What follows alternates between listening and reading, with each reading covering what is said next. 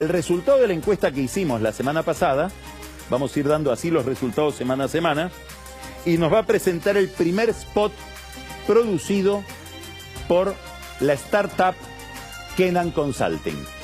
Empezamos Odisea.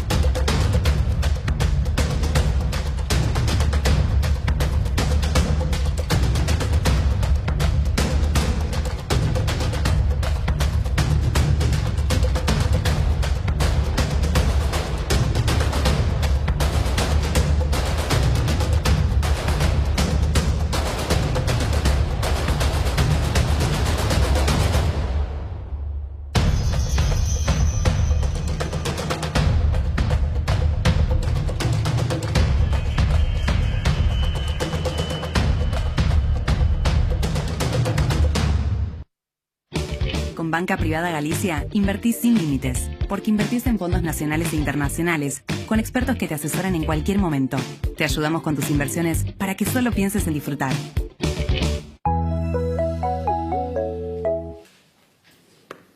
Joaquín de la Torre, bienvenido. Muchas gracias, Carlos. Buenas noches.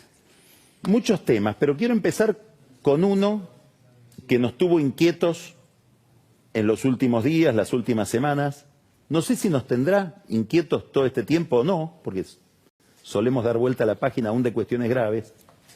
No tiene nada que ver con lo que venimos hablando en esta presentación que hice. Y es la cuestión del narcotráfico, que quedó muy puesta en evidencia por la crisis que aparece en Rosario, por las evidencias que aparecen muy estridentes, sobre todo por el ataque a la familia de Messi, por los asesinatos, la sangre que hubo últimamente. En el conurbano rosarino, podríamos decir. Y en el conurbano bonaerense, ¿cómo es esto? Bueno, está claro que en el conurbano bonaerense se vende por lo menos 10 veces más droga que en el conurbano rosarino. Hay 10 veces más de posibles consumidores. ¿Por qué no hay el nivel de conflicto de muertes que hay en Rosario, en el conurbano? Bueno, porque en el conurbano hay un monopolio en la autorización de la venta de drogas que maneja la policía bonaerense. Distinto a Rosario y a Santa Fe, donde hay 2 familias, 2 policías, 2 justicias y 2 políticas que todo el tiempo están disputando el territorio. En la provincia de Buenos Aires hay un monopolio administrado por la policía bonaerense, con la complicidad, por omisión o por acción, de la política y de la justicia, que en los últimos años, muy cómodos, como no hay un conflicto armado demasiado grande y no hay demasiado ruido, dejan que la policía siga manejando esto. A ver, estás diciendo... Y no ven... No hace falta subrayar lo importante que es tu afirmación, o lo grave. Pero estás diciendo que la policía no necesariamente combate el tráfico de drogas, sino que más bien lo administra. No. Y con eso evita que haya sangre. Exactamente. Y con esto tiene una causalidad y una consecuencia. La causalidad es una ley de desfederalización de droga que se dictó en la provincia de Buenos Aires en los años principios de los 2000, que lo que hizo fue que la investigación, dividió la investigación por cantidades, o sea, menores cantidades el delito quedaba en la justicia ordinaria de la provincia de Buenos Aires, mayores cantidades iba a la justicia federal.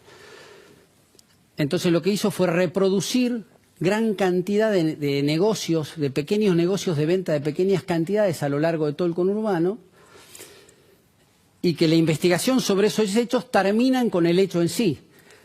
Nadie más tira de la cuerda para ver quién es el proveedor de ese narcomenudeo, narcomenudiante, digamos. Entonces, las investigaciones, ¿dónde terminan? En las pequeñas cantidades.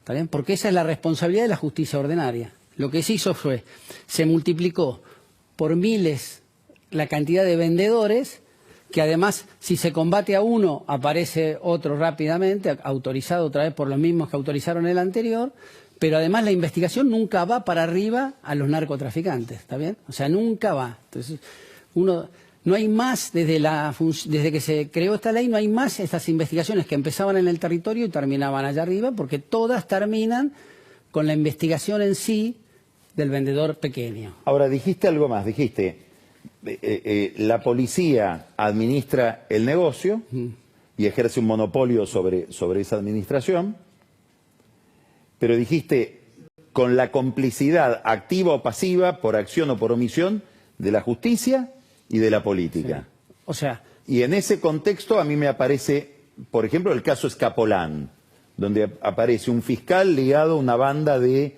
policías que distribuían droga. En ese caso hay acción. Sí, acción, pero te casos... quiero preguntar, el que nos está mirando, se debe preguntar, y a ver, ¿dónde estamos? Si hubiera un índice de gravedad, ¿estamos en el comienzo de un problema?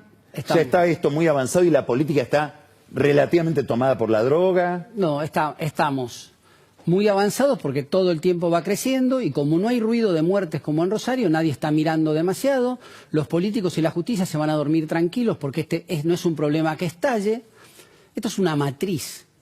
Esta es una misma matriz que rigió durante 120 años para las señoritas y el juego clandestino. Lo dejaron en manos de la policía, el monopolio de dónde había un vendedor y dónde había un prostíbulo lo manejaba la policía y nadie miraba eso, en ese momento no había problema. Después esa matriz se llevó al tema del robo de automotor, hasta que no había un muerto, no había problema y seguía, y eso se administraba de la misma manera, y ahora con el tema de esa misma matriz del monopolio de la información de lo que pasa en el territorio, la sigue manejando la policía, y en la medida que no haya un gran lío, o sea que no fusilen el supermercado de la familia Messi, todo eso está tranquilo y los políticos y los jueces se van a dormir tranquilos pensando que no pasa nada. Ahora nadie está pensando en que hay otro tipo de muertos, que son los pibitos a los que toman la droga. Hay otro tipo de muertos o de familias afectadas que son esas pobres madres a los cuales su chico a los 15, 16 años lo agarra en el barrio la droga, no solamente no lo suelta, sino que además le destruye a la familia, porque ese chico cuando vuelve a su casa está vendiéndole las cosas a la madre, está volviendo loca a esa pobre señora que además no tiene las herramientas para solucionar. Nadie está pensando en la cantidad de muertes que van quedando que no tienen que ver con balaceras. Todos los días mueren pibitos por la droga en el conurbano bonaerense.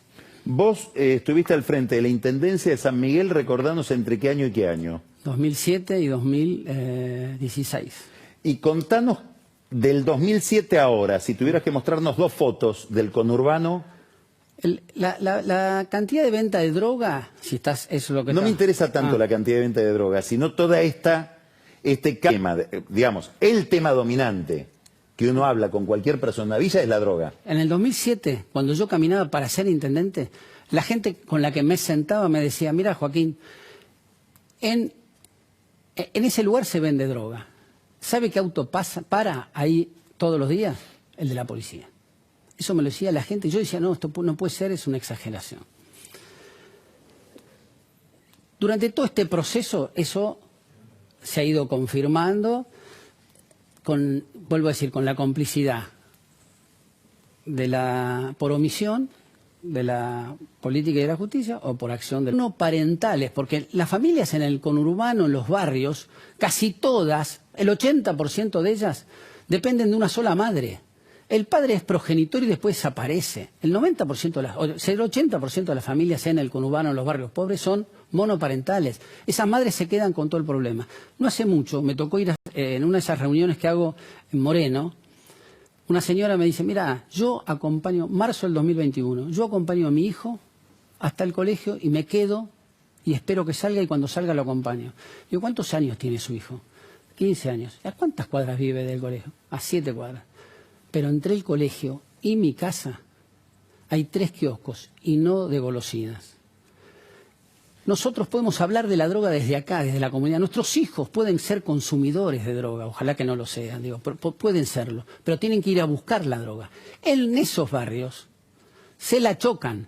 Y no solamente se la chocan, sino tienen menos herramientas para la discusión esas pobres madres tienen menos herramientas para la discusión. Entonces, hablar de la despenalización, de los disparates que se hablan, etcétera, etcétera, es de todo eso desde la comodidad de una oficina o de un lugar, es un disparate porque nadie está conociendo y viendo cómo la droga se lleva, no con tiros, pero de otra manera un montón de pibes todos los días. ¿Qué lugar ocupa este tema en el debate político hoy en la provincia? Bueno, hay muchos que lo... Que estamos en campaña, digamos. Es el momento de discutir estas cosas. Bueno, sin duda lo de Rosario ha levantado eso y ha puesto en el centro esto. Está claro que con Patricia candidata a presidente, que yo la acompañaba a ella, este es un tema que ella saca todo el tiempo, que cuando estuvo lo enfrentó, lo discutió, bajó el índice de homicidios en Rosario en el 2018, fue el índice más bajo de la historia. Entonces, con Patricia este es un tema que se discute porque ella el día de esos chicos no está tan ocupado. Van 4 horas al colegio, en el mejor de los casos. Ahora, por lo que vos dijiste al comienzo... Nosotros hicimos un sistema de seguridad propio que es caminar al lado de la policía, controlarlo, mirarlo y que sepan que los estamos mirando de cerca. Lo que no hay que hacer es dejar que la policía tenga el monopolio de la información de todo lo que pasa en el territorio. La política y la justicia son los responsables de que la policía tenga ese monopolio. No es responsabilidad de la policía que tengan ese monopolio, es responsabilidad de la política y de la justicia que la policía tenga ese monopolio. Primer tema. Segundo tema, hay que volver a federalizar la lucha contra la droga. Otra vez este tema tiene que pasar a la justicia federal en su totalidad porque hay que volver a las investigaciones verticales, no a las investigaciones horizontales. Y hay que traer las fuerzas federales a discutir con la droga y con los vendedores en el territorio. Por lo que estás diciendo, sí. Si yo, político, ministro, subsecretario, intendente, poneme el lugar que quieras del organigrama, le digo al comisario, tal negocio no se mira, porque es mío. ¿Cómo hago para tener autoridad sobre la policía? Digamos, ¿cuánta autoridad puede tener sobre la policía una clase política muy sospechada de corrupción? Ninguna. Entonces... Se necesitan políticos honestos, corajudos, valientes, austeros, que justamente son los que pueden producir el cambio en la Argentina. Si nosotros seguimos pensando que haciendo las mismas cosas vamos a cambiar esta realidad, estamos equivocados. Se necesitan políticos corajudos, valientes, con fuertes convicciones, honestos y austeros. Contanos de la forma más expresiva que puedas. La política necesita tener buenos ejemplos, y la policía necesita tener buenos ejemplos. Contanos de la forma más expresiva posible para que podamos estar cerca del fenómeno. ¿Qué es lo que escuchás cuando haces esas reuniones a las que te referías recién? Bueno, depende. ¿Qué tipo de reuniones son? Son reuniones... ¿Y por dónde las haces? Bueno, algunas de ellas te las conté hace 2 años más o menos, en marzo del 2021. Me acuerdo que te conté en aquel momento que a mí me había tomado la decisión de ir a hacer reuniones con 10, 12 mujeres en distintos lugares del conurbano, reuniones en las que las dejaba hablar a ellas, a las mujeres. Los primeros 50 minutos eran su explicación de qué veían y qué les estaba pasando, para saber yo y para saber qué les estaba pasando. Y después yo hacía un cierre de 10, 15 minutos. A mí lo que me había sorprendido, en aquel momento todavía estaba la pandemia y todavía no había clases. Recién volvió a haber clases en la provincia de Buenos Aires en septiembre del 21, esto era marzo del 21. Yo te dije, en aquel momento, nadie habla de la enfermedad ni de la pandemia. En los barrios hablan de la no educación.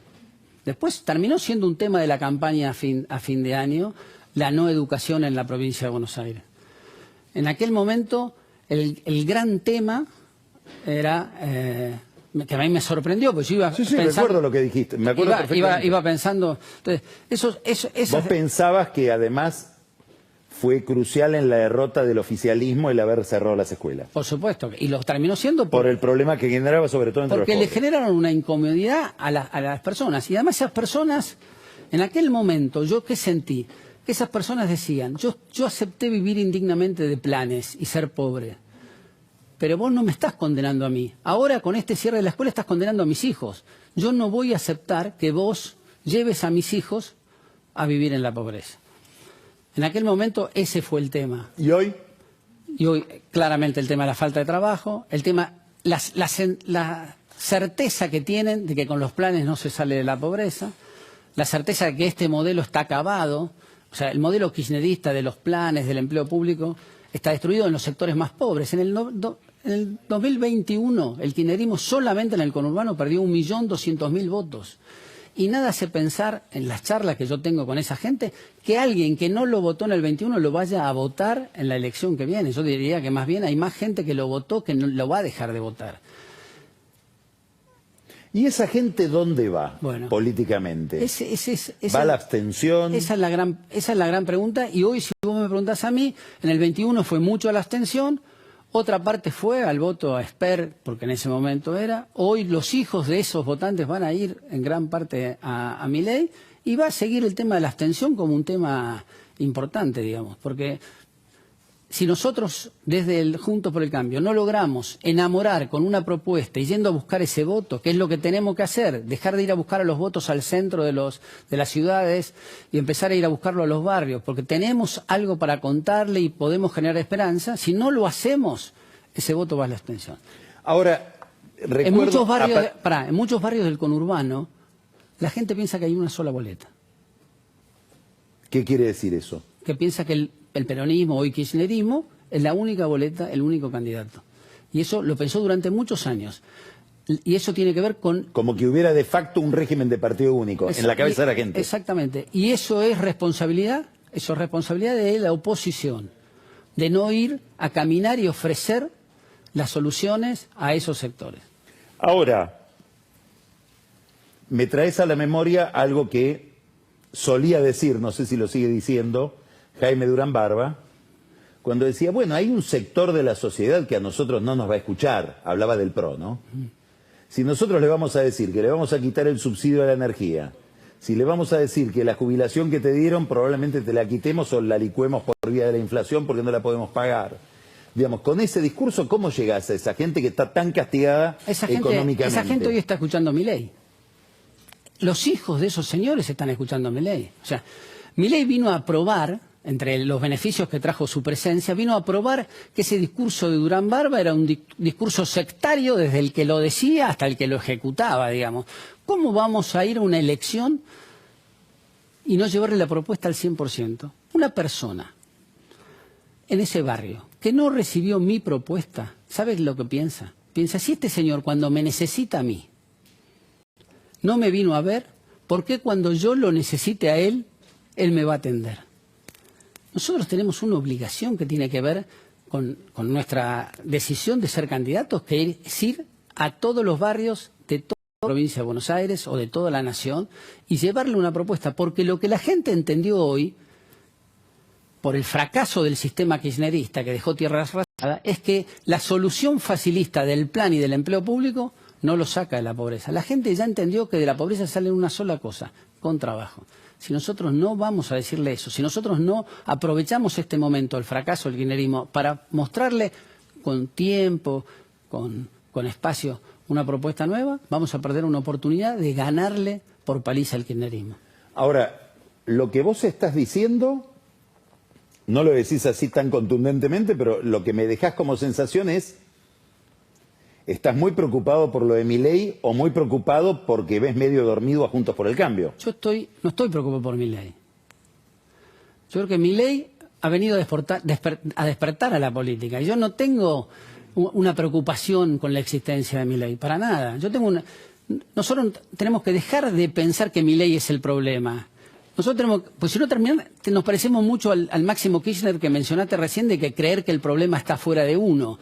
Nosotros tenemos que empezar a preocuparnos por nuestro discurso y por cómo nosotros logramos volver a encantar a la gente. Hay gente que está preocupada en la política por Milei en la provincia de Buenos Aires. Yo creo que Milei no es un problema en la provincia de Buenos Aires. Cambiemos también tiene que resolver ese problema y poner de candidato a gobernador en la provincia de Buenos Aires un candidato que Milei pueda acompañar desde la omisión de presentar un candidato a gobernador. ¿Cuánto se está hablando eso con Milei? ¿Alguien lo habló con Milei esto? No, yo no tengo conocimiento, pero está claro que la única forma, la forma mejor de ganar la provincia de Buenos Aires es lograr que ese porcentaje importante de votos que tiene Milei acompañe en la candidatura de gobernador al candidato de Juntos por el Cambio. Y ese candidato tiene que tener un determinado perfil, por supuesto.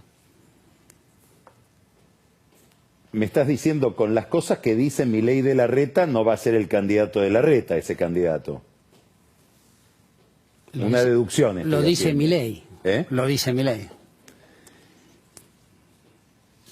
Vos decís con el plan, la dádiva, el clientelismo, eso tiene un límite. Eso ya se terminó. ¿Qué límite tiene el marketing? Se terminó ya eso. Es más, en la provincia de Buenos Aires a gobernador va a ganar el que vaya en la boleta del candidato a presidente que más votos saque en la provincia de Buenos Aires. Siempre pasó eso, menos una vez, y era porque ese era Aníbal Fernández y la gente no quiso votar a Aníbal Fernández. Todas las demás veces, a gobernador ganó el que iba en la boleta del candidato a presidente que más votos sacó en la provincia de Buenos Aires. Y eso es lo que va a volver a pasar. Ahora, te vuelvo a hacer la pregunta. Vos decís, la dádiva tiene un límite. ¿Qué límite tiene el marketing? El decirle a la gente lo que la gente quiere escuchar, con un pánico a decirle algo que pueda resultar antipático, bueno, yo creo que te pueda sacar de... Yo creo que eso se terminó. A ver. Yo creo que eso... La gente, ¿sabes qué quiere de nosotros? Me parece, ¿eh? Y eso yo trabajo sobre esa idea. Quiere políticos auténticos.